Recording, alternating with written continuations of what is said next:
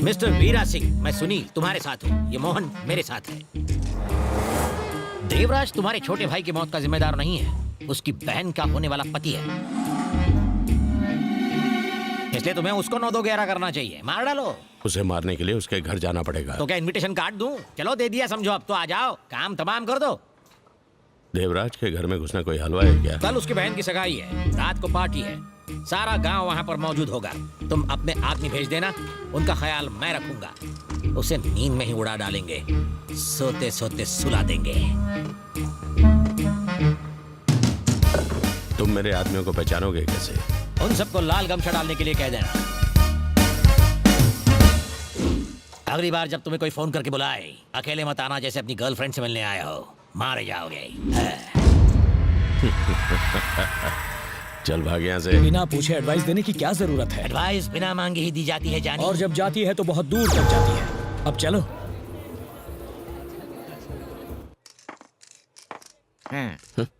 हाय सुबलक्ष्मी, बोलो।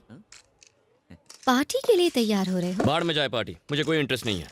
परम परफ्यूम लगाओ यार, लड़कियां आने वाली हैं। श्योर, जिस गली जाना ही नहीं है उसका पता क्यों पूछना? वैसे ही जो शादी करनी नहीं है उसमें इंटरेस्ट क्यों लेना? अरे परम यार, वो परफ्यूम नहीं, हेयर स्प्रे था। हेयर स्प्रे बालों पर लगाते हैं यार। चल ठीक से लगा, वरना फोटो अच्छी नहीं आएगी यार। एकदम बुरा लगोगे। अगर इंटरेस्ट नहीं है तो इस तरह से जाओ, सच धज के नहीं।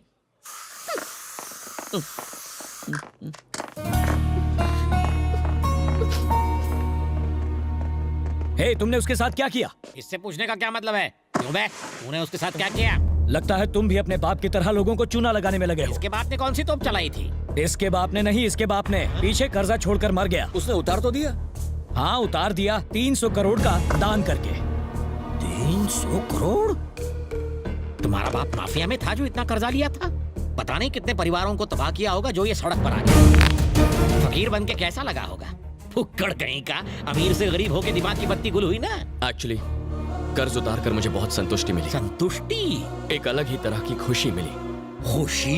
ये जानने के बाद कि पैसों से खुशी नहीं मिलती, मुझे बहुत हैरानी हुई। हैरानी भी? इनफैक्ट अगर हमें बेहतर बनना है तो इस तरह की चीजें होती रहनी चाहिए। जेब में 2 कौड़ी नहीं है, फिर भी तेवर देखो पड़ोसन की देवर जैसे। एक्चुअली अब ये बात मैं साबित करके दिखाऊंगा। दिखाओ ना, डरते हो क्या? बस हो गया, बस करो मत। इंसान बस कब बोलता है? जब उसे संतुष्टि मिलती है। पहला पॉइंट साबित हो गया ना? हो गया। फिर खुशी कब मिलती है? अरे इतना मारोगे तो मर जाएगा वो। मैं रुका तो आपको तसल्ली हुई ना? पॉइंट 2, ये खुशी है। और हैरानी कब होती है? That's point number 3। Don't be in a hurry. मैं बातों से नहीं करके बताने वाला हूँ। करके नहीं, मार के बताता हूँ। बकरा बनाने के लिए मैं ही मिला था क्या? देखो, इसे कहते हैं हैरानी। देखा? कोई इस तरह अपनी खातिरदारी कराना नहीं चाहेगा। सही कहा, मुंह की बात छीन ली। क्लाइमैक्स के बाद दी एंड तो होता ही है। Oh my God, big rod. मैं ले आया। ओके, अब हटा दो। हाथ का पंजा ही ठीक था। गाल मारो, चाहे जितना मार लो। फैंटास्टिक सर, इसको बोलते हैं एक्सपेरिमेंट। मेरे पापा के बारे में राय बदलने के लिए मेरे पास एक और एक्सपेरिमेंट है। डायरेक्शन चेंज करो। सर, ये का टॉयलेट पेपर है? Feedback paper sir. हाँ। आपका एक्सपीरियंस कैसा रहा? अच्छा लगा तो सुपर लिखो, बहुत अच्छा लगा तो एक्सीलेंट लिखो। हिंदी में भी लिख ये सकते क्या हैं। कोई कॉमेडी सर्कस है? मेरे सारे को बोल के तुम सालों का मसाला बना दूंगा। लाल गमछे वालों के आने का वक्त हो गया है। तुम बस उन्हें अंदर ले आओ, वो सब संभाल लेंगे। देख लूंगा। चलो। रुको एक मिनट। रुको, कौन हो तुम लोग? क्या काम है और किससे मिलना है? मेरे मेहमान हैं, अंदर जाने दो। नहीं ये सारे लाल गमछे डिस्काउंट पे लिए क्या?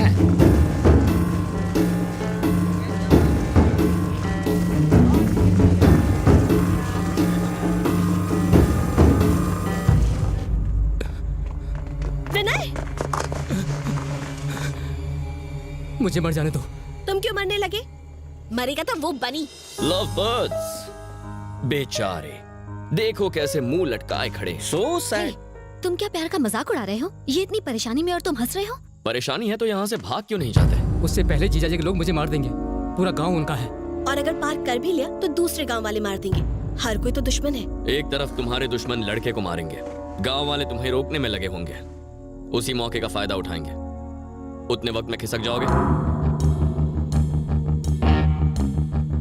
परम सुबह के 6 बजे तुम्हारा कार में इंतजार करेगा। Don't be late. Veera Singh के आदमी 6:30 बजे मुझे मारने के लिए मुझ पर हमला करेंगे और तुम्हारे भैया 7 बजे तक उन लोगों का गेम ओवर कर देंगे। इसके बाद वीरा सिंह अपने घर पर पहुंचेगा 8 बजे, 9 बजे तक मारेगी पुलिस अपनी एंट्री, 10 बजे तक पंचायत बैठेगी और 11 बजे दुल्हन के भागने की आएगी सैड न्यूज। 11:30 बजे तक तुम दोनों चेन्नई में होगे और ठीक उसी वक्त 11:30 बजे तुम्हारा भाई टूट जाएगा और मुझे सॉरी कहेगा और सारे पेपर्स मेरे हाथों में ला कर देगा। 11:15 बजे मुहूर्त है, तुम आर्य समाज में शादी करोगे। 11:50 को मैं प्रॉपर्टी के पेपर समीरा के डैड के हाथ में रखूंगा। 11:55 को सब तुम्हारी फोटो खींचेंगे और ठीक 12 बजे मोहन मिश्रा कहेगा तुम्हारे पिता महान है और अपनी बेटी का हाथ मेरे हाथों में दे देंगे और ठीक 12:01 पर मिशन अकम्प्लिश्ड।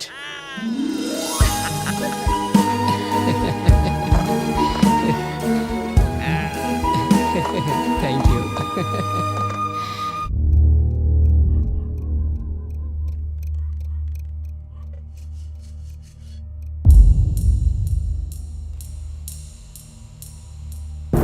सगाई से बच के भागने के लिए मैंने काफी सोचकर एक प्लान बनाया था, लेकिन ऊपर वाले का कोई और ही प्लान था। वीरा सिंह के आदमी जो घर में घुसे थे, उन्हें लगा कि विनय वो लड़का है जिससे देवराज की बहन की शादी होने वाली है। तू ही दूल्हा है ना बे? तू ही है ना? ये साला देवराज की बहन से शादी करके घर का जमाई बन जाएगा। मार दो साले को, खत्म कर दो इसे।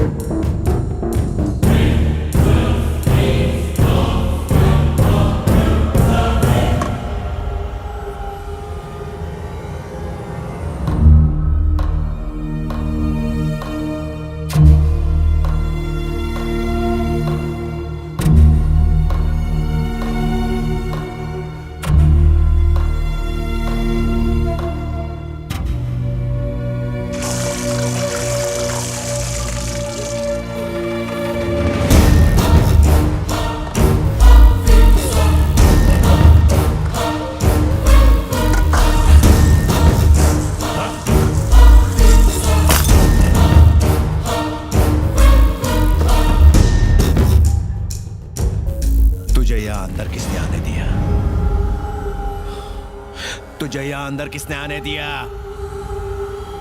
नाम बता, किसने?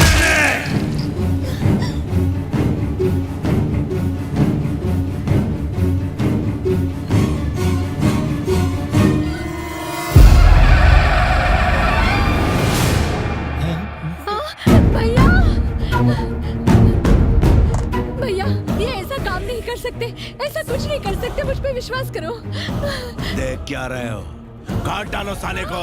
भैया हट हट हट। उन्हें छोड़ो भैया। भैया ऐसा मत करो। भैया वो आपके बहनों ही है, मेरा सुहाग मत उजाड़ो भैया। इसके चलने के बाद जो राख बचेगी उसे अपनी मांग में भर के बैठी रहे। भैया कुछ तो रहम करो।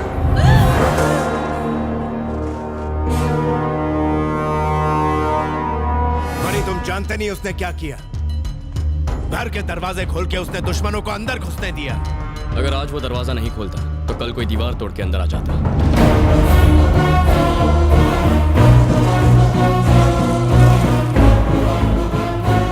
आपकी बहन इस रिश्ते से खुश नहीं है, मैं उससे प्यार नहीं करता, हम दोनों ये शादी नहीं करना चाहते।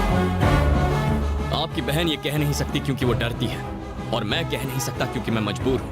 और इसीलिए इस सगाई को तोड़ने के लिए मैंने ही इन लोगों को अंदर आने दिया था। मैंने शर्त लगाई थी कि आपसे पेपर्स निकाल कर रहूंगा, इसीलिए मैं खामोश रहा। लेकिन अगर आप पेट्रोल डालकर किसी बेगुनाह को जलाएंगे तो मैं चुप नहीं रहूंगा। चलो ये खत्म करते हैं।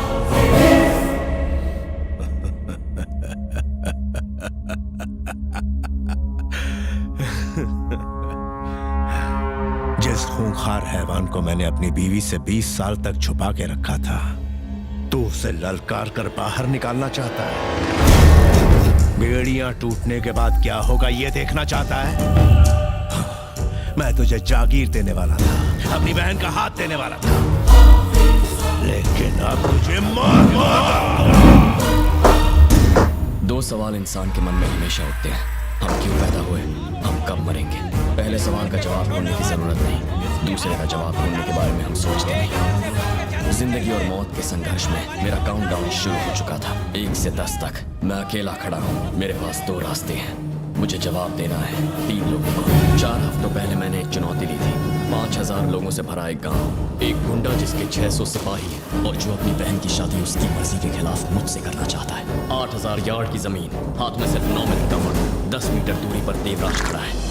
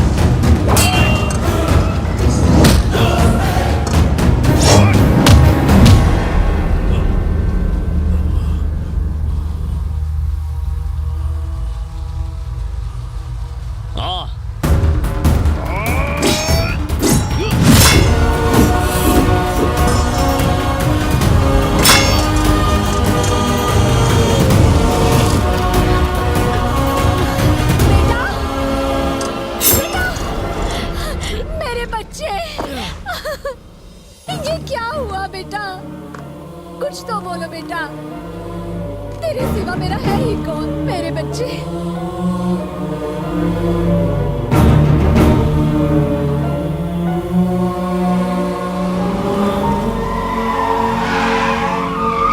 वानी, ये गलत रास्ता है। अरे ये जो रास्ता लेगी वही सही होगा।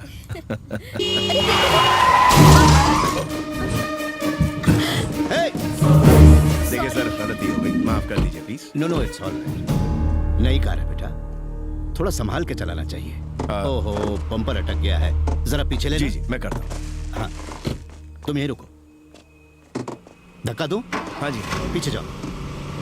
हाँ। ए, हटाओ!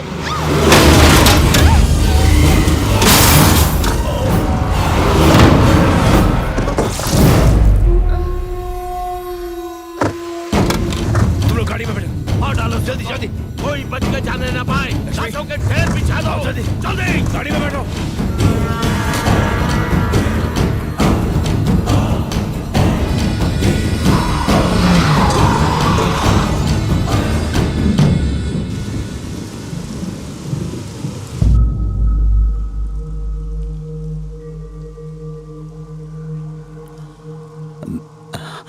वीना, वो बिल्कुल ठीक है अंकल,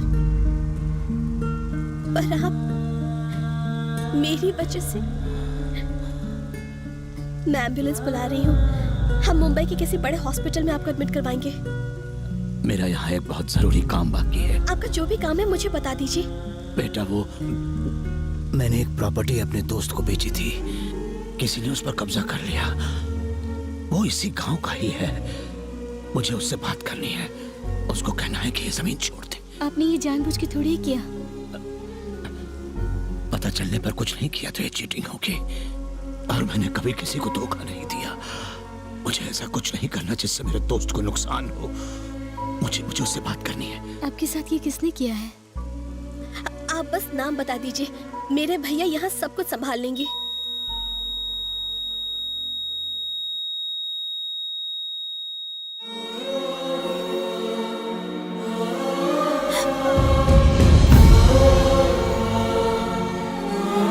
एक्सीडेंट किया सर। कहाँ है वो?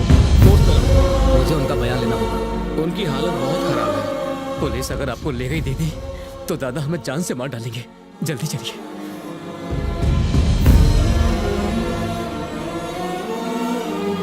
नहीं,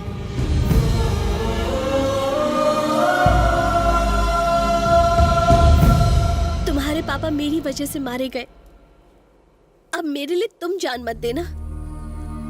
उस हादसे के बाद से हर रोज मैं ये बोझ अपने सीने पर लेकर जी रही हूँ। अब मैं और नहीं सह सकती हूँ।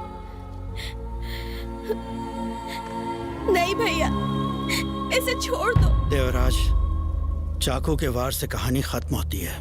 चाकू नीचे फेंक दो और एक नई कहानी शुरू करो।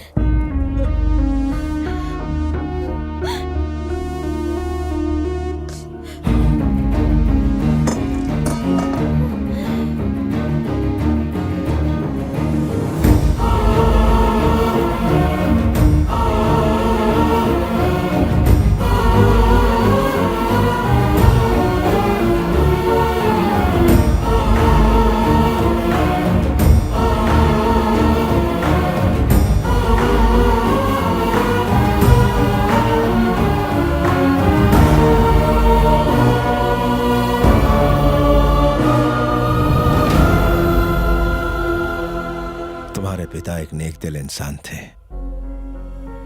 जो अपने आखिरी लम्हों में भी किसी और की भलाई के बारे में सोच रहे थे। मैं एक तलवार से 100 लोगों को मौत के घाट तो उतार सकता हूं, लेकिन मुझे अपने हाथों से किसी की जान बचाना नहीं आता जो उन्हें आता था। तुम्हारे पिता की महानता का सबूत इस बात से नहीं मिलता कि मेरी बहन जिंदा है। मेरे घर की खुशियां भी ये बयान नहीं कर सकती। इस घर की सजावट भी उसके आगे फीकी है। अगर ये पेपर्स इस बात का सबूत है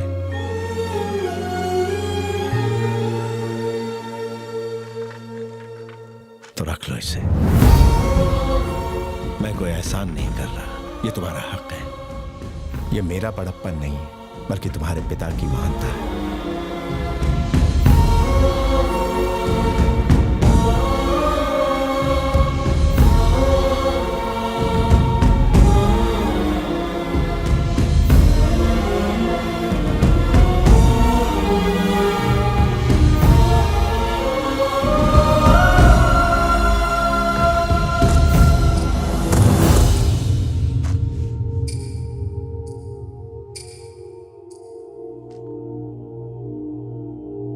ठीक 12 बज रहे हैं। तुम्हारी मोहलत खत्म हुई। इन पेपर्स के लिए मैंने अपनी बेटी को खतरे में डाला, अपनी पत्नी से परायों जैसा बर्ताव किया। मुझ जैसे नीच की वजह से तुम्हारे पिता मारे गए, मुझ नालायक की वजह से। पछतावा होना ही सबसे बड़ी बात है जी। देखा तुमने, जिस पत्नी ने मुझसे 15 सालों में एक शब्द तक नहीं कहा, वो मुझसे बात कर रही है। ये सब तुम्हारे पिता की वजह से हुआ है। वो महान थे।